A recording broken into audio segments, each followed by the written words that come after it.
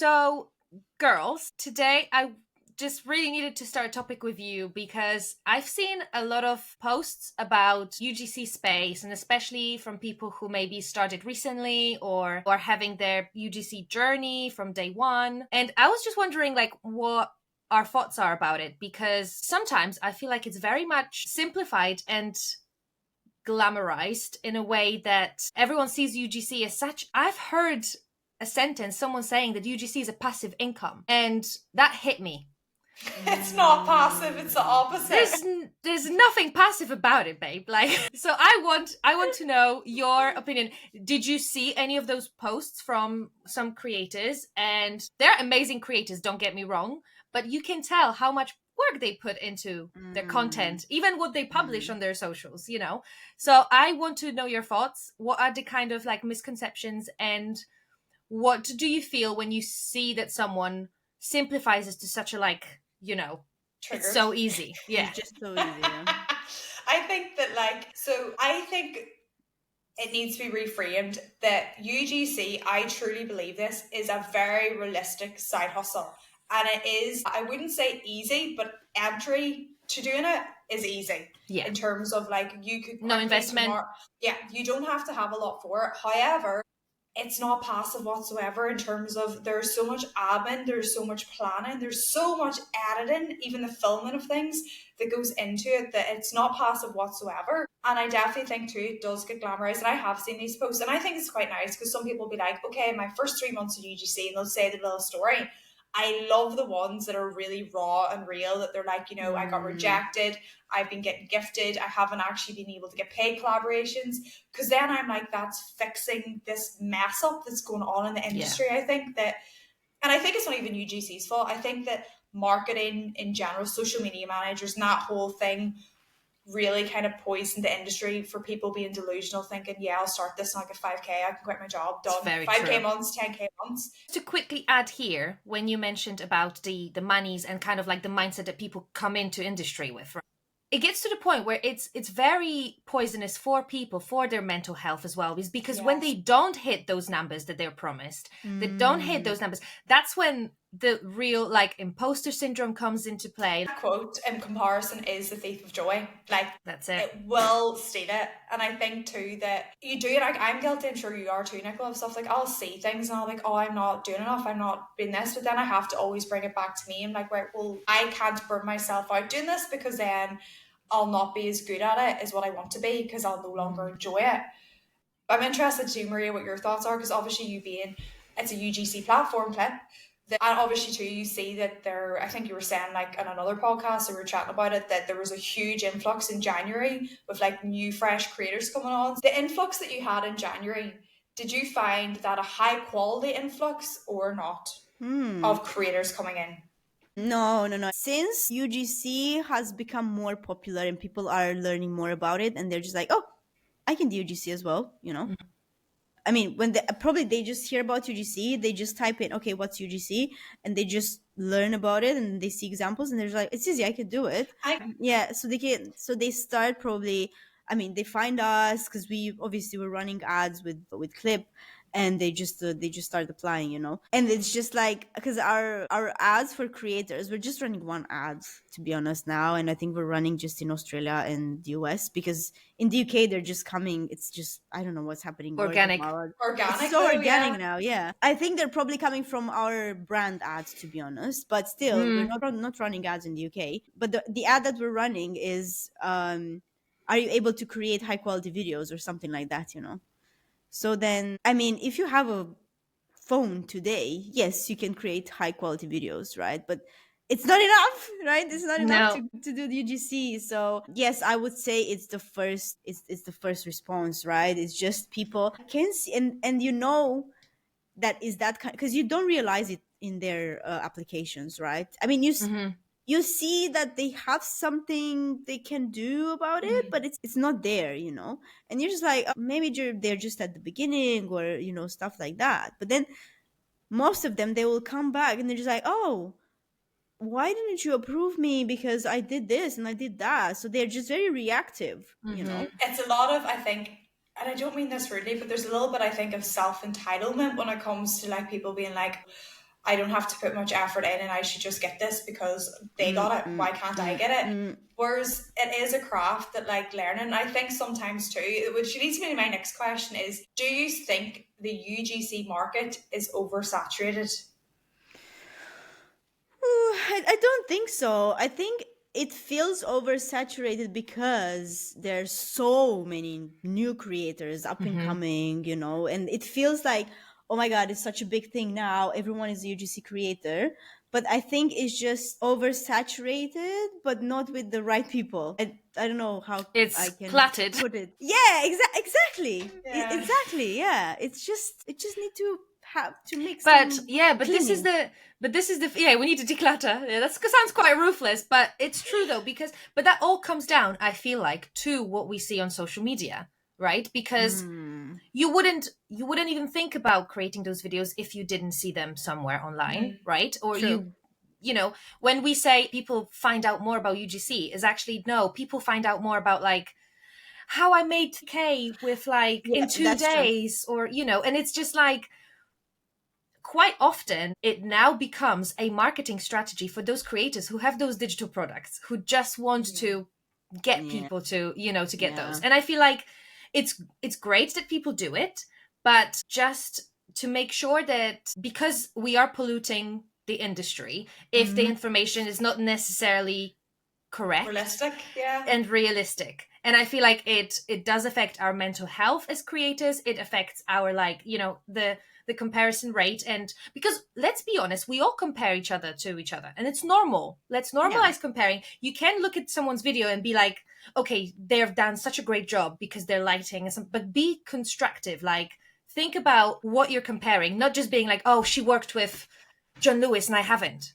Yeah, I think a lot of it too comes back But to why did you work? With yeah. You don't know the backstory. You don't know what happened. You don't know where in the journey they are, but you know where you are in your journey. So when you're comparing yourself, think about, okay, but what have they done in this video that I could implement in my work ethics or how I create content? Was it maybe more dynamic POVs or like editing? Maybe I need to work on my editing skills. There's reasons, because yes, you can create great content, but it might just be that the brand is just not really looking for your energy. It might be someone else's. And it doesn't mean that we all have to work for the same brands because there's so much hype. Yeah. No, I could not agree more. And I think that like that is a big misconception, that once something becomes popular, it's too oversaturated. There's no point doing it. But I think, as you said there's so many different types of creators, different like vibes, that a brand will always, and also too, don't ever get disheartened if like you're not getting accepted onto campaigns, because you just might not be the right fit for that. And we spoke about it so many times too. For example, like that I personally am not like, well, what were an example, like a big gym bro, that like I would never be doing stuff about like protein shakes or like weightlifting, because I'm like, I go to the gym, I love gym wear, that's my niche. However, I'll never be like, this is how you get really fit. That it has to be certain niches for people. That I think that is a big misconception, that it's not oversaturated, like there is plenty there for people.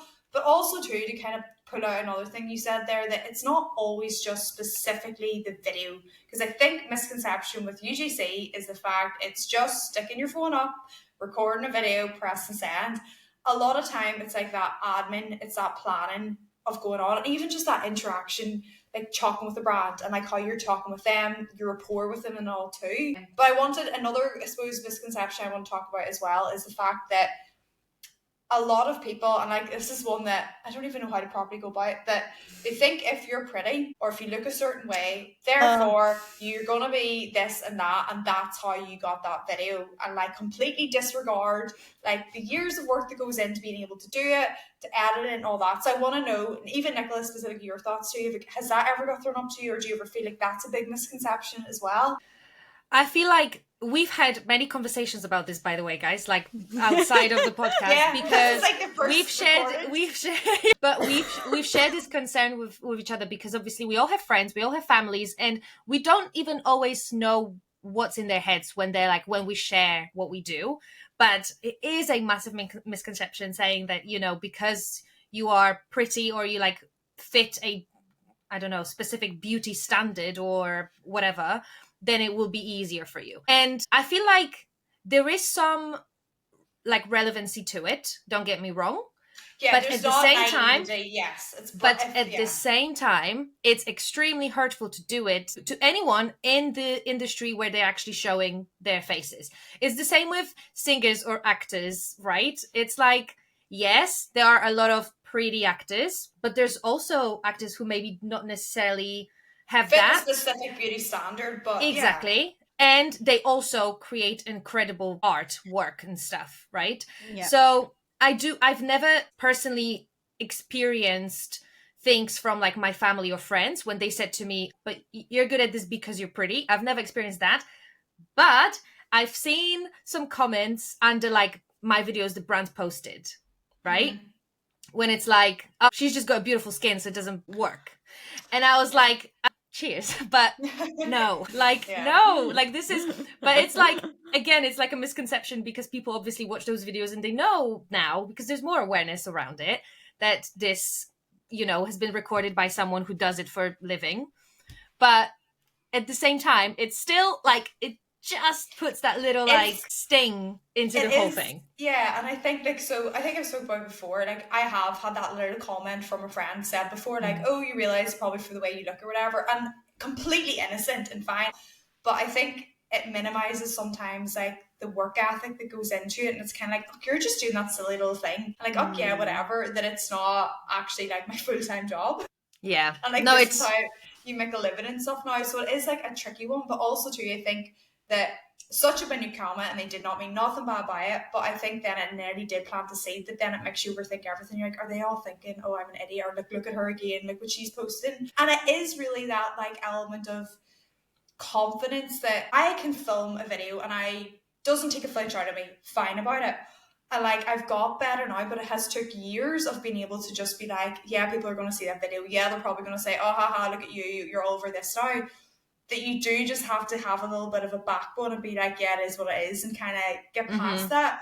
But I think it is like in the industry, and I'm seeing a lot more creators to post about this, on about that, all my work colleagues seen my videos, or like they found my account and like I'm so bored, that kind of way, and they've nearly give it all up because of that. I think for anyone out there that's in that position or feeling like, oh, I feel really cringy, but I really want to do this.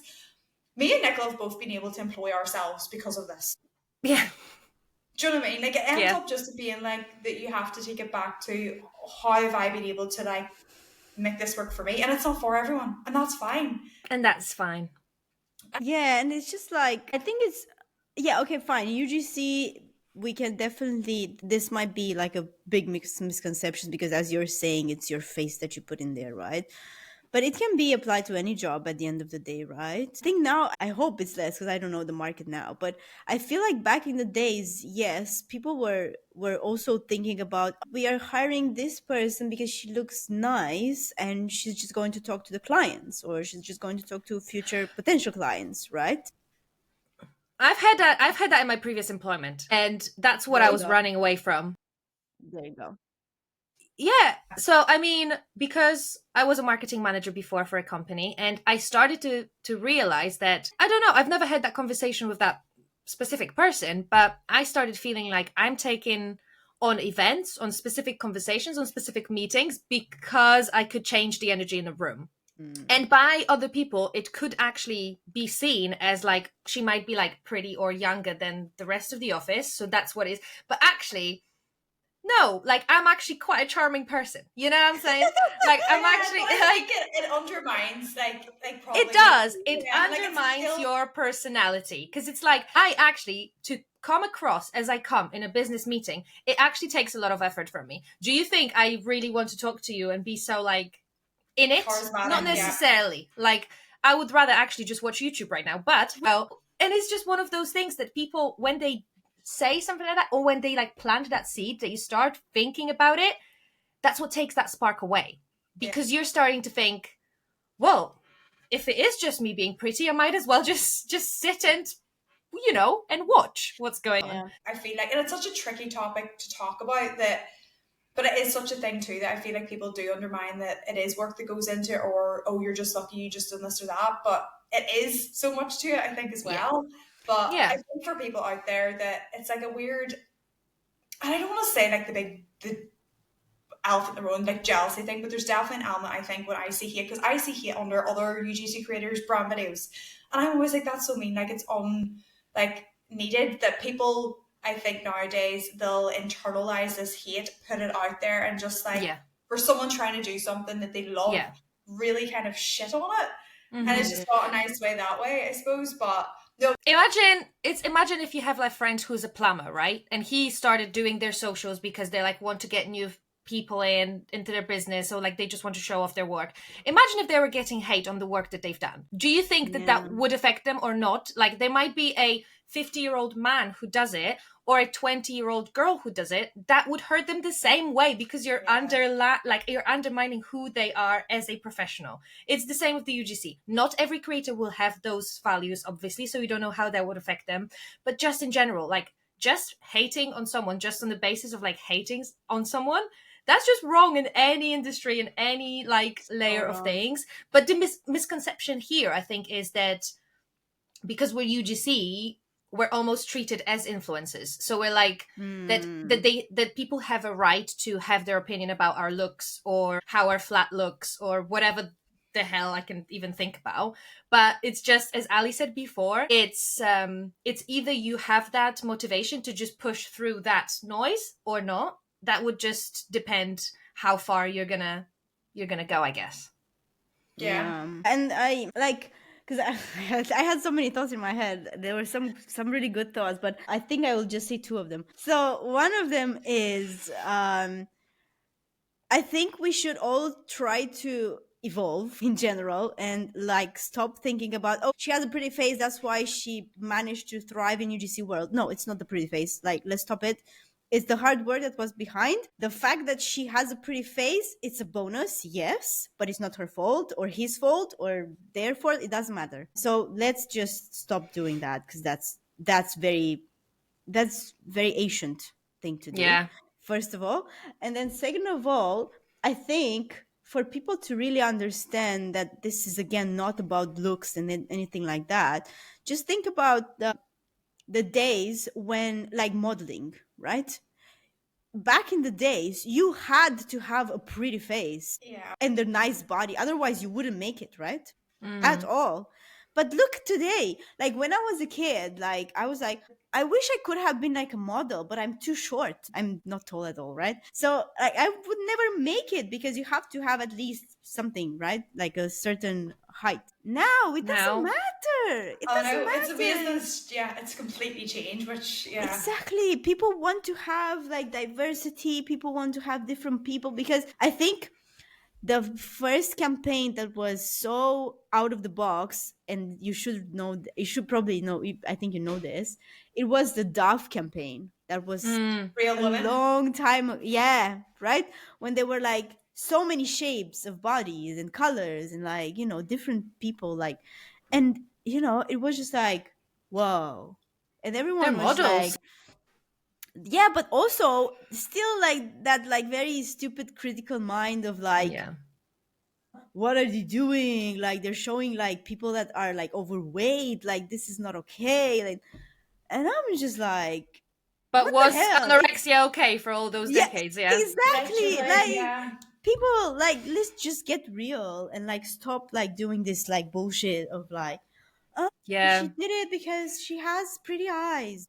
But yeah, and it's the same. I think it also applies to the boys in UGC world. Exactly, you know, it's course. the same thing. It's, you know, because we always will be too skinny, too fat, too flat for, you know, for whoever.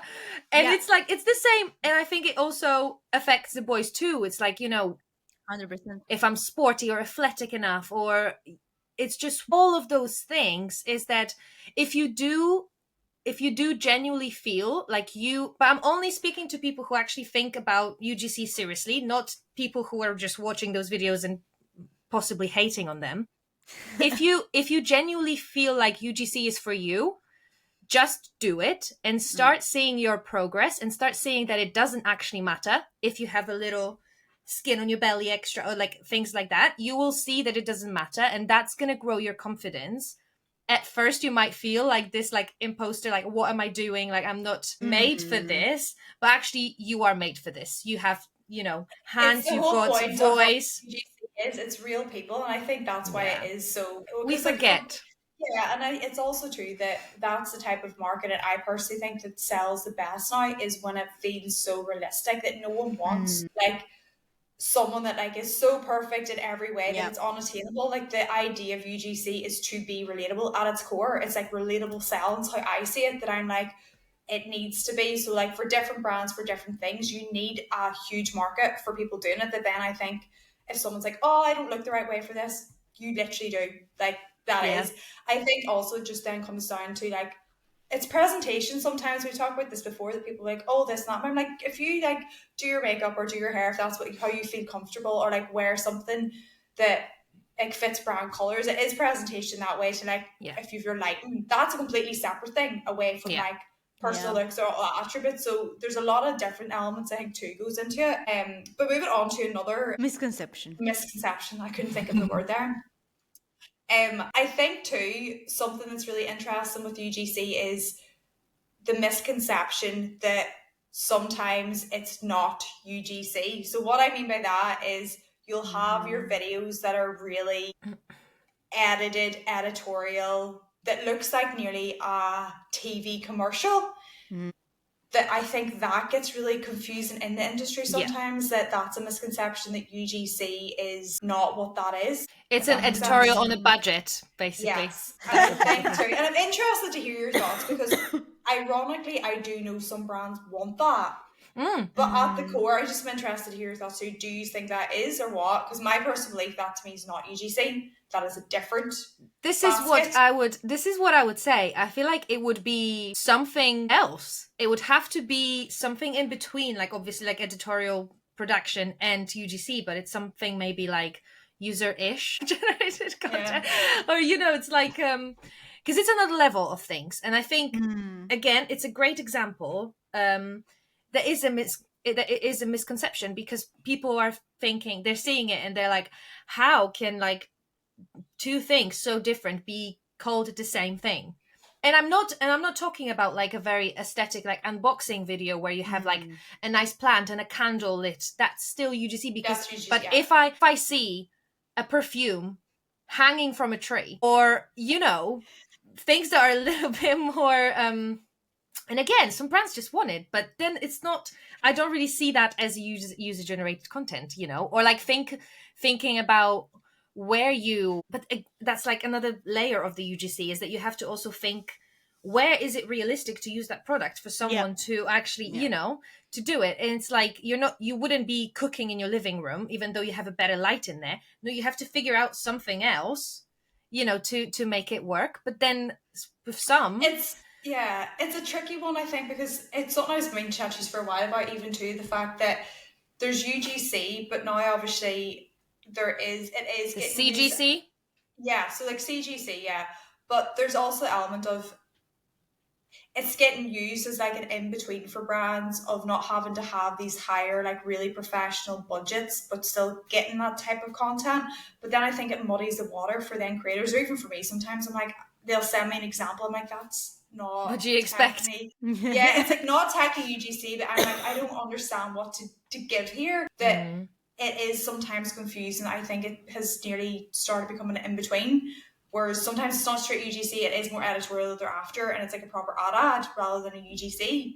So I think it's just, I feel like I'm rambling, I'm confusing myself even trying to explain this. But it's just what happens in every creator's mind, when it like hits, like when that brief hits your inbox and you're like, I don't know what to do with this. I've had so many weird emails that to this day, I don't even know what I've been asked to do.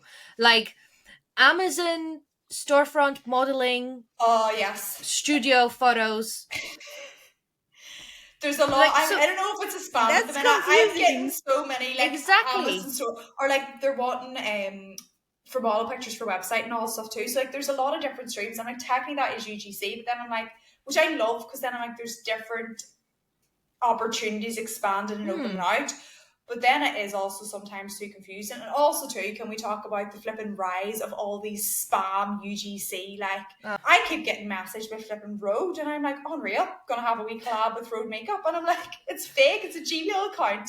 But there's so much of this as well going on that I think that's a misconception too, that every opportunity is legit. Yeah, no, we've had that. And also be careful because scammers are getting more creative as well. Yeah. So the other day, me and Charlie, we got like similar emails from a brand, and it was like a electric toothbrush, and the email looked very legit. You know, it wasn't Gmail account. It was all very professional. So we went onto the link to their website, and they had, quite often when you see that there's a specific tab on their website for creators or affiliates, that's a red flag already, because it means that that's, you know, they're probably, that's how they make money. So we looked into it and we got quite excited because it was like, okay, so the collaboration is going to be like £500 or whatever the amount was. And then you've got a tiny line at the bottom is that you have to buy the product and then create the content with it, and then they're going to pay you £500. So, you know, we're looking at it, and then Charlie was like, but technically, if I buy the product, I still get £400, right, at the end. And I was like, yeah, but they never will pay you. They will never pay you. They'll not pay. No. That was not going to happen. So that's just the scammers getting more creative with the ways to get you. So beware. Just be mindful. Check everything twice, like 3 times. Just, you can never be too confident, and you can never be too careful about those inbounds when you're just there. Like, if it sounds fishy for a second, it is a fish. It is fishy. It is fishy, yeah. Just go with your gut. Yeah, just go with your gut. Yeah, just circling back to your question, Ali, with editorial and UGC and everything like that. Yeah, I think it's a big misconception. To be fair, I think we were quite lucky on Clip because we didn't have a lot of brands that had this kind of like idea. There were a few, and they were just exaggerated. Like, and I saw that, and it was probably like a 3-team kind of like job, you know, and it's just like, no. Have you seen the amount that you're paying for the video, first of all? And then second of all these people create content from their houses, like apartments, or, you know, it's like, what do you expect? They won't have like professional lights, or they won't have like backdrops, you know, or I don't know, a lot of like props and stuff like that, or just in general. Like, but that is, I actually had, because I had a call with a client, or well, I didn't end up working with it, but it was kind of a discovery call about doing UGC with a company. But very quickly, I was just like, oh, look, I'm not the right person for you, because their mindset of what they wanted UGC, specifically UGC. However, when I chatted to them, it was like, okay, we want 4 or 5 people, we want a cafe setting, we want you to be moving spots, we want you to be in a cinema, all this stuff that I just literally had to bring it back down to real world again. I was like, you know, I film all this stuff in my house. Sometimes I'll have 1 or 2 people. They're not creators, they're my friends. They don't get paid to do that. Like, I can't do what you're wanting on the budget that you're expecting. That's a full-on media team. Like, that's a full-on, like, setup. Exactly. But then I think that this is what I'm kind of circling back to before, that I think that people, they sometimes use it as an in-between because, oh, I can get this on a really cheap budget because I'll just pay this one person, they have to sort it all. But it comes back to is, it's not a full-on editorial, it's not a full-on shoot that can cater for all those bits and be able to, like, how was I going to take over a cinema? To, like, they wanted it played onto it, and I was like, how? Why? If you can't do that, I won't be able to do that either. Yeah. Wanting me to be in a cafe talking with friends around too, and I was like, okay, I'm talking to the friends who's filming. Like, am I setting up a tripod in the middle of this busy cafe? Like, there sometimes has to be, like, that would be booking out a cinema, booking out a cafe. That's a big budget that it's not. Yeah, so but that's a shooting, like a proper shooting set, right? Like, it's not. But I think it's a very good point, because I feel like that's quite often a misconception for brands, is that they think we're just those like miracle makers, and we're like, yeah, I'm just gonna jump out of the 3rd floor, sure. And it's like things like, sometimes it's not as ridiculous, obviously, and as extreme, but sometimes the smaller things can just really get into the creator's head, because someone is gonna ask you to spill a drink on your carpet. in their minds it's like it's just what everyone does. Misconception. It's a mess. It's our house. Think about those things. Or I had this example a couple of weeks ago when it was I had to like hold like a piece of paper, and I'm fine with things like that because I grew some sort of like a delulu enough to be like, I'm just there, no one's here. It's like you put a hater's sunglasses and they can't see you. So I'm just standing there. But then the brand comes back saying like, can you find a busier spot or like closer to where the cars are? But I was speaking to the camera. So I was like, you just need to know I'm recording with a microphone, but still, if I'm going to go closer to the cars, you need to be prepared that there is going to be background noise. Like I won't be able to do that unless I just record a separate voiceover over it, but then it's not going to look natural either. It's like, what you want. And they were like, oh yeah, we didn't realize, we didn't think about it, let's just keep it as it is, like don't worry about it. And it was about the whole reshooting of the scene, but there's just no imagination into what things that you ask for are gonna actually I think affect. That's actually a really good point that because even Maria, we were talking all the time that you'll think up an idea for an ad, like this is amazing, but how do I actually it's unrealistic. I think it was like the car one or something you said. But like that exact same thing that it comes back to. It's amazing for brands, and I personally love it when they like do have an image in their head. Like, I'd love for something for this to come to life. Yeah. And like translate that, but then just bring it back to reality. Like, okay, without a full-on shoot team to do that, how does that happen? But I think that brand was actually very nice. The fact that they put down their guard. Yeah, they're like, actually, because sometimes you might not get such an understanding company that'll like do that. They'll be like, no, I want this. But yeah, I think that's actually a really good misconception because it's so true and it's so prevalent as well in the industry. Yeah. So no more. I've done it all. I've done spilling things. I've done burning piece of paper, almost causing a fire.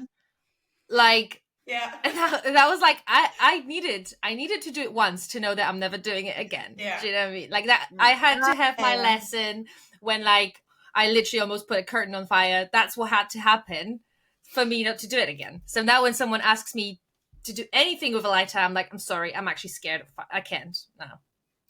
Don't ask me to do it. Because this is the thing. I think like every day we would find other misconceptions because there's so many. This job, I feel like we do need to like put our hands up being like, we're extremely blessed to be doing this for a job. We are very grateful to be able to do it. Definitely, but at the same time, because it seems so unrealistic and so dreamy to be like, my dad was to me like the other day was like, this is incredible that you're just at home and you're making an income more than you've done in the office and you're living your life and you're back home with us like often, all things like that. And I was like, yes, because I'm so happy that I'm able to do it. But there's still, even in my family, where it's just like sometimes I choose not to talk about it because I know that there's going to be misunderstandings or I would have to translate it or like, explain. And I feel like that's not my job. Yeah. So I'm like, I don't, so sometimes it's easier, but it would be very interesting to hear other people's misconceptions because everyone deals with so many situations on a daily basis, really. And I think it would be very interesting to hear your misconceptions, but also questions if you do have any that you'd like us to explain, to talk about, but also with our newsletter, we always want to know what you would like to see in there. Yeah. I would like to know. Give her ideas back. I would like to know if I'm doing the job properly, okay? There'll be more. Just 3 topics, that's all I need. All right, guys. Well, yeah, I think that's it for today. Let us know if you have any questions as usual. And yeah, keep an eye on our Instagram lives as well, because we're going to be there. So if you have questions and you prefer to have it in the live session, just keep them for there and we are more than happy to reply to them. Otherwise, yeah, have a lovely day, everyone, and I'll see you on the next episode. Bye, guys. Bye.